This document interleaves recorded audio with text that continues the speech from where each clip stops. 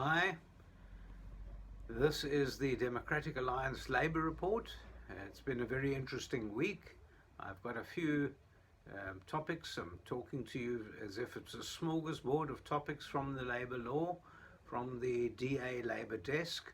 And thank you ever so much for tuning in. If you like this recording, if you're happy with it, I would suggest that you send it on to friends and family and business associates. I'd really appreciate that.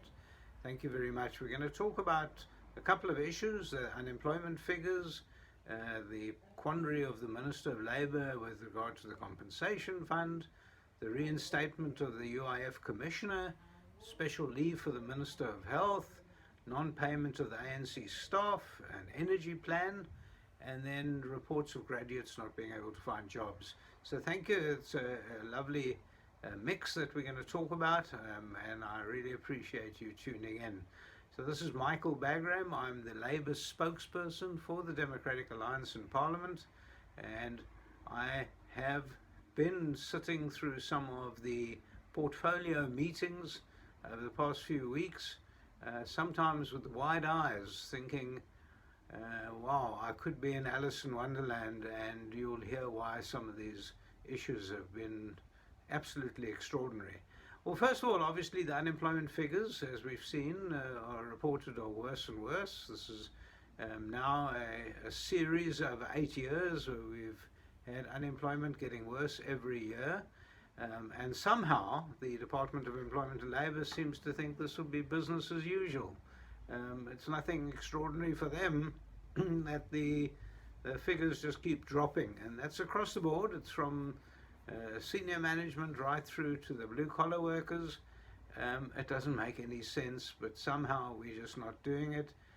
Yes, a lot of people say to me, but the Rand's doing well, the stock exchange is doing well, but that is not creating more jobs. And the only way we're going to create more jobs is through small business and the enhancement of small business, decoupling small business from big business, having less onerous terms and conditions on the small businesses.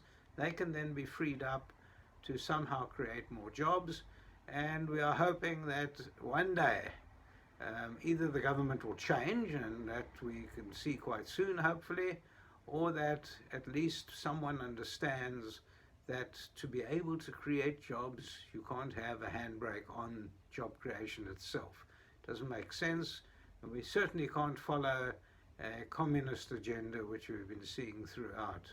So those latest unemployment figures are not good, and I don't see any glimmer of hope there. I think it's going to get worse every quarter, and unfortunately, if it's going to be business as usual, I think that slippery slope has already begun.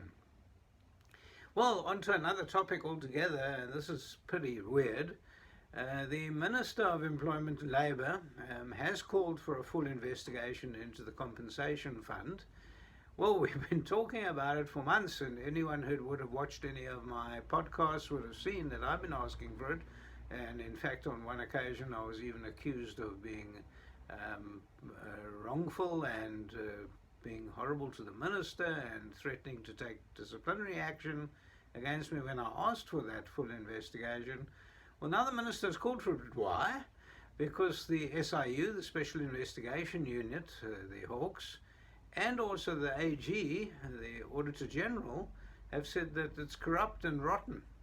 And obviously the minister now is starting to feel a bit exposed. Maybe he's to blame. Maybe he, as the top man, should be taking some of that blame on his own shoulders. And so trying to push it off his shoulders, he's saying, I'm now calling for an investigation. Well, talk about the horse having bolted already and now you're going to lock the stable door. Well, that's exactly what he's doing. I mean, it's absolutely bizarre, and you couldn't have heard anything more bizarre than this, because Alice in Wonderland couldn't have come up with anything as bizarre as that.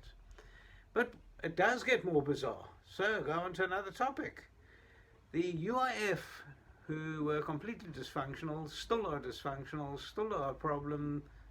Staff were stealing, people were stealing, they weren't doing anything properly. And as you know, right through the last 16 months, we've had problems with the UIF, absolute disastrous situation. So they then eventually, after about 9 months, then took that top management team and suspended them, quite rightly so, and they said they're going to have disciplinary inquiries, they're going to investigate. Anyway, it's taken them months. Absolutely months. So it took 9 months to go and suspend them. It's taken another 6 or 7 months to investigate.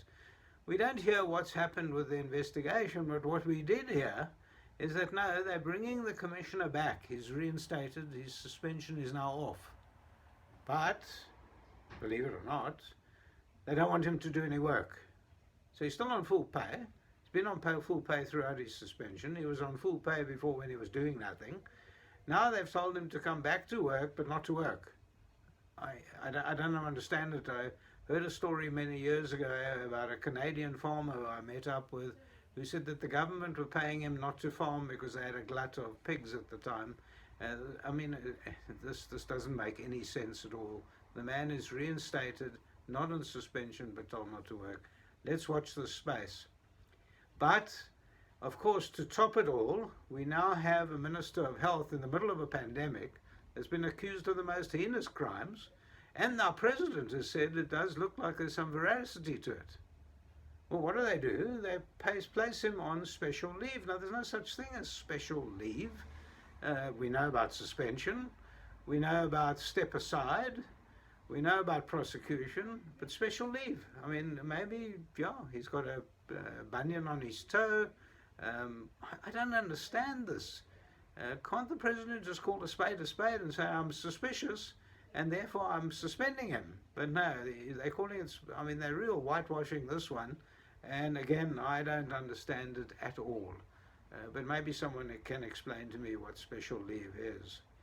Well, of course, what we are facing again as we go into the wage negotiation season, you know, it normally comes up in about June in each year. And we have all the parastatals. Now, we know that the parastatals are bankrupt. We know that the parastatals are dysfunctional. We know they've got no spare cash. We know that the ability to perform and to deliver what they're supposed to deliver is not there. But now the staff on the wage negotiations are demanding enormous increases, and we're not seeing that. I mean, weird, but that's life. They're not giving them that. And of course now, I mean, I've just been reading about Transnet and hearing about all their problems there, and we know Transnet doesn't work, they don't deliver, but the staff are threatening to go on strike. I wonder if going on strike means they're going to do less work. I'm not so sure. But let's watch that space for all the parastatals. Well, we had wonderful news from the President about the energy plan. Well, people have been begging for it. I know that the DA has been calling for this for decades. Well, decades, at least a decade. And everyone's been poo-pooing it and shouting them down, but now he's suddenly agreed. I think he realizes that Eskom's never going to get it right. Not with the current management, not with the current government. They just can't get it right. It's destroying business. And so at least now he's offered to do this. Let's hope they can actually get it done. Let's hope that it gets done quickly and that we start seeing some results, because that might be a glimmer of hope that we've all been waiting for. And finally, I want to end off with something that's quite sad, in that we're reading a lot about graduates who can't find jobs in South Africa and they're leaving. It's a real problem. With our unemployment with the youth over 60%, we can understand that. But we're losing those skills for the future. So even if we turn the economy around, those skills will be abroad. They'll be gone. They'll have left us. Is this a commentary on our education system? Well, it might be. It's not just the labor system.